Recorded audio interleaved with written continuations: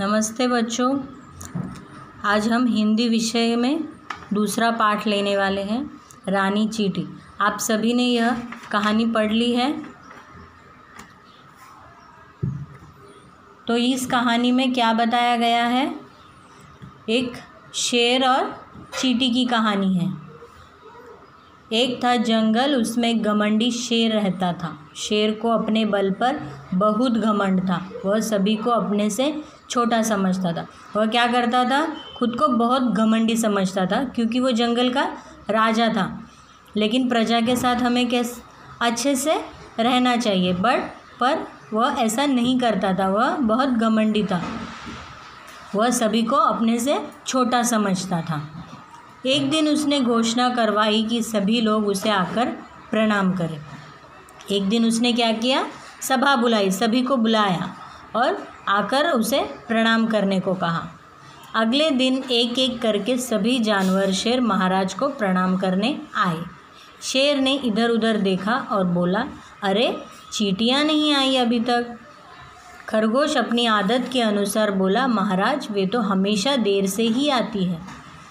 तो दूसरे दिन जब सभी जानवर शेर को प्रणाम करने आए तो शेर ने सभी को देखा, पर उसे चींटियाँ दिखाई नहीं दी।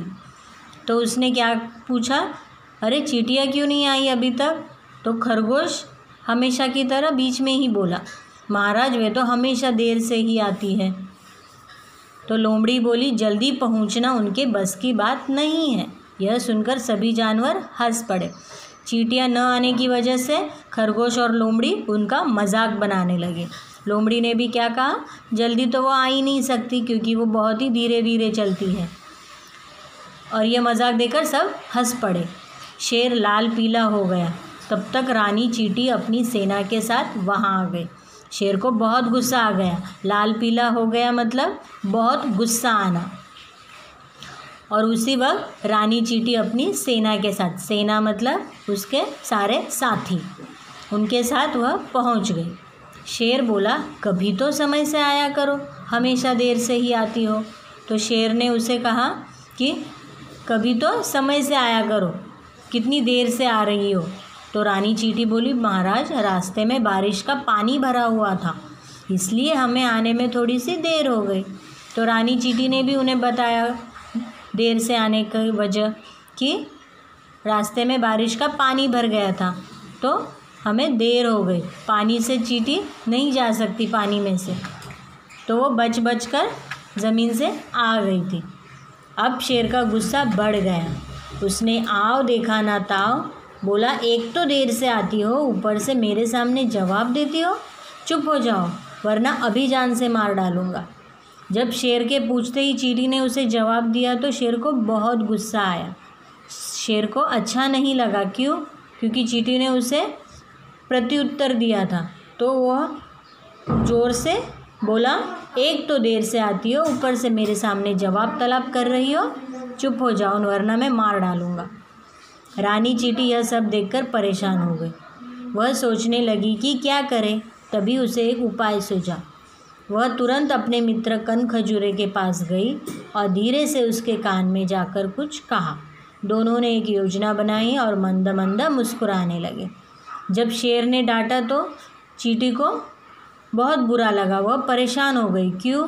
क्योंकि उसने कुछ गलत नहीं किया था, पर फिर भी उसे डांट पड़ी। शेर बहुत घमंडी था, इसलिए उसे अच्छा नहीं लगा कि रानी चींटी ने उसे प्रत्युत्तर दिया था। तो अब उसे नहीं समझ आ रहा था चींटी को कि अब क्या करे। वह परेशान थी। तो उसने क्या किया, अपने मित्र कनखजूरे के पास जाकर उसके साथ एक योजना बनाई। और फिर उधर शेर भोजन करके विश्राम करने लगा। कुछ ही देर में उसे नींद आ गई।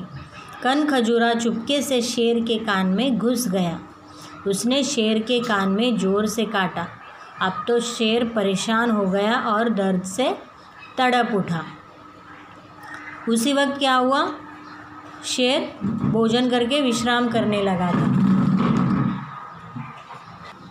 और खाना खाते ही उसे नींद भी आ गई थी।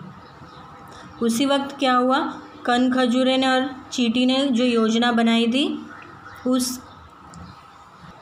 उसे अंजाम देने कनखजूरा चुपके से शेर के कान में घुस गया।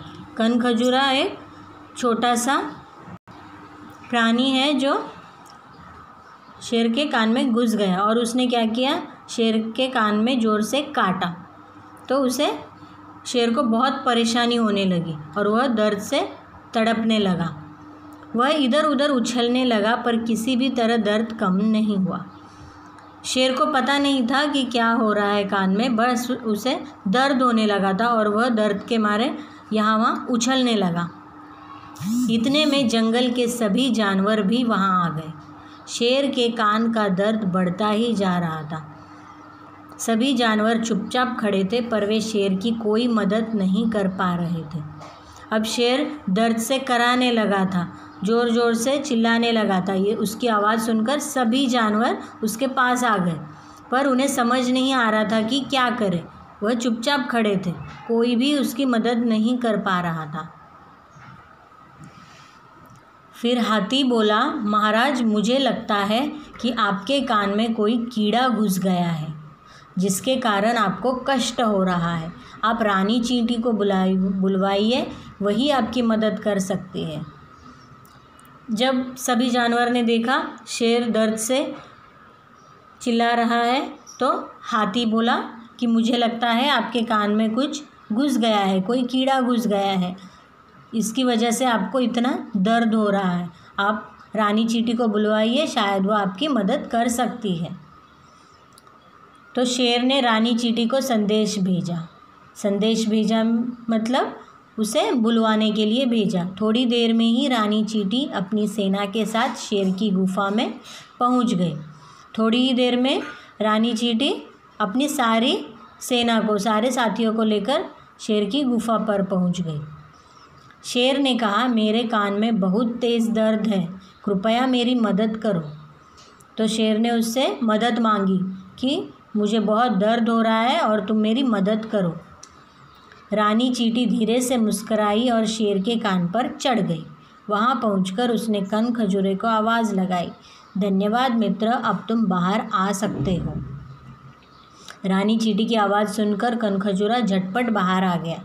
उसके बाहर आते ही शेर को दर्द से छुटकारा मिल गया। जब रानी चींटी ने देखा शेर बहुत दर्द से चिल्ला रहा था और शेर ने उससे मदद मांगी तो वह मन ही मन मुस्काई। क्यों?